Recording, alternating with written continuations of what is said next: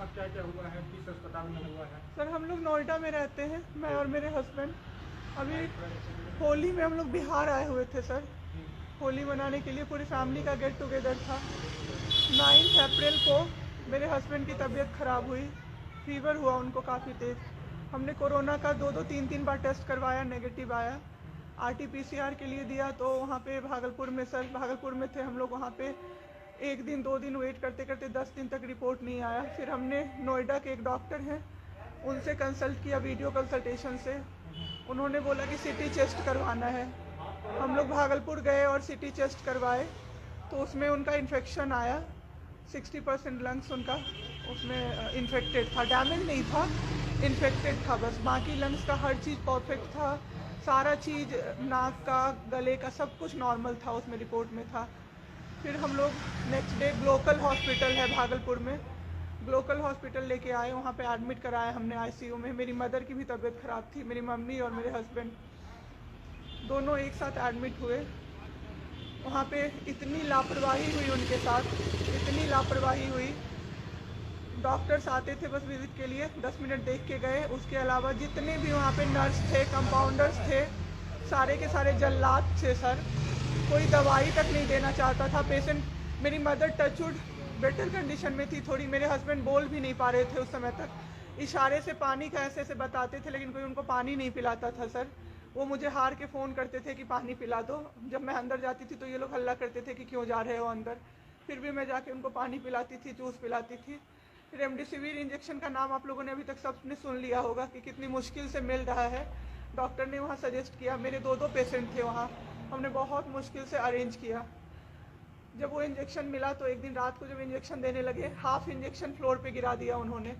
हमने कहा कि इतना महंगा इंजेक्शन है, इसी का असर होके ठीक होते ये आपने कैसे गिरा दिया। उन्होंने कहा कि 50,000 का भी गिरा देता ना तो तुम कुछ नहीं कर पाती अभी। हम लोग चुपचाप वहाँ से सर हट गए।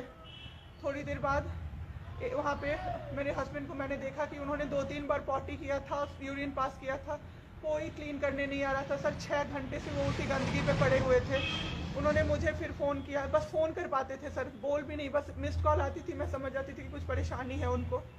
जब मैं गई तो मैंने देखा पूरे गंदे बेड पे मेरे हस्बैंड 6 फीट 2 इंच के सर, पूरे गंदे पे वो सोए हुए थे सर। मैंने ज़बरदस्ती सबको बुलाया।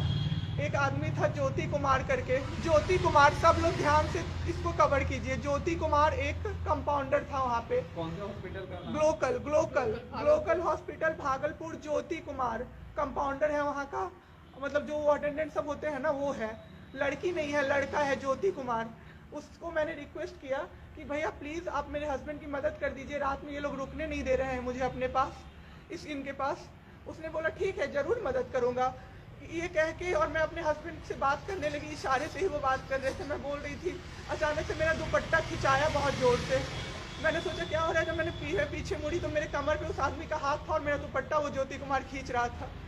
मेरी माँ पीछे से चिल्लाई, मेरे हस्बैंड ऐसे ऐसे होने लगे, पूरा पसीना उनको चल गया, कुछ बोल नहीं पा रहे थे वो।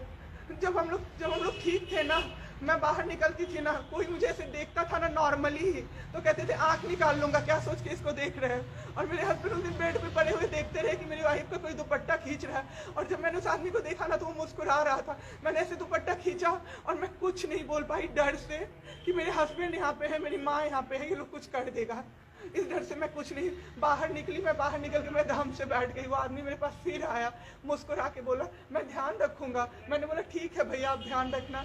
मैंने कुछ नहीं बोला उसको, कुछ भी नहीं।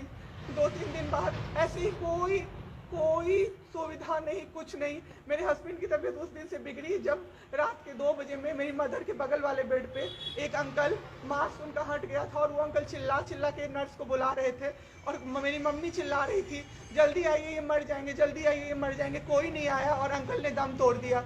ऐसे 3-4 लोग उस 2-3 दिन के अंदर दम तोड़े हैं बिना केयर के, बिना नर्स के आए। सारी नर्स टेबल कुर्सी लगा के सो जाती थी, कहती थी पागल हो गए हैं हम ही, अब मर जाएंगे इस कोरोना के चक्कर में, अब तो क्यों जॉब कर रहे हो, छोड़ दो, आपकी जगह कोई और आ जाएगा।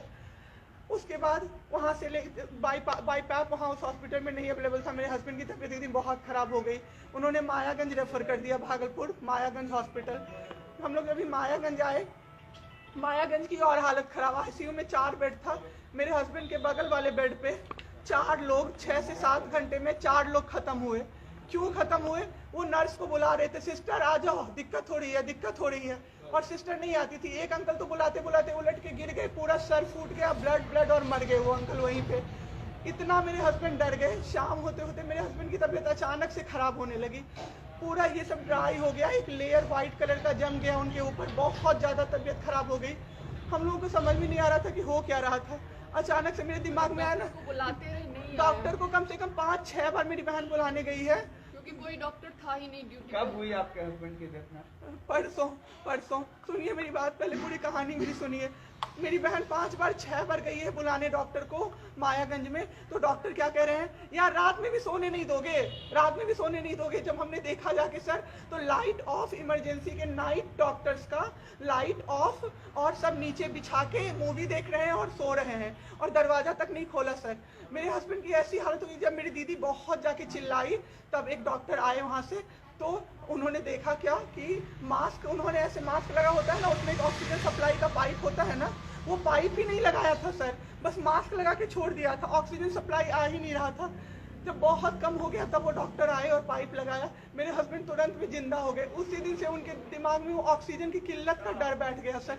7 घंटे बिना ऑक्सीजन, 7 घंटे बिना ऑक्सीजन के रहे सर, लड़ते रहे। फिर उस दिन इतना वो डर गए, वो बोले नहीं अब हमको कहीं बाहर लेके चलो। दिल्ली में सर हमने बेड का किया, बहुत पता नहीं था, दिल्ली में कहीं भी जगह नहीं था। हम पटना आए, राजेश्वर हॉस्पिटल में सर पटना आए। यहाँ पे इन्होंने कहा आईसीयू में अटेंडेंट नहीं अलाउड है, नहीं जाओगे आप। मेरे हस्बैंड रोने लगे कि मेरी वाइफ को बस भेज दो, वो रहेगी तो मैं ठीक हो जाऊंगा। इन लोगों ने नहीं अलाउ किया सर। आज मैंने देखा, एम्बुलेंस से हम लोग भागलपुर से पटना आए थे राजेश्वर, रास्ते में उनको 3 बार पॉटी हुई थी सर। उसी गंदे बेड पे उनको 4-5 घंटे राजेश्वर में सुलाया रहा। मैं 10 बार जाके बोली बाहर से कि सर प्लीज़ बेड क्लीन कर दीजिए, वो हम लोग देख लेंगे ना। एक डॉक्टर निकले, मैंने बोला, वो मेरे हस्बैंड अंदर से ना बोल नहीं पा रहे थे, अंदर से ऐसे ऐसे कर रहे थे, बुला रहे थे सबको। मैंने कहा सर वो बुला रहे हैं किसी को बाहर से, तो एक डॉक्टर मुझे कहता है अरे छोड़िए ना, वो छोड़ा तो ऐसे ही बौखला रहा है जब से आया है। मैं उस समय कुछ नहीं कर पाई सर। उसके बाद उनका ऑक्सीजन लेवल जब 37 हो गया, तब मेरे साथ मेरी दीदी थी, मेरे जीजा जी थे और मेरे जेठ थे। तब मैंने अपने जीजा जी को बोला कि अब मेरे से नहीं रहा होगा, मुझे किसी तरह से अंदर भिजवाइए।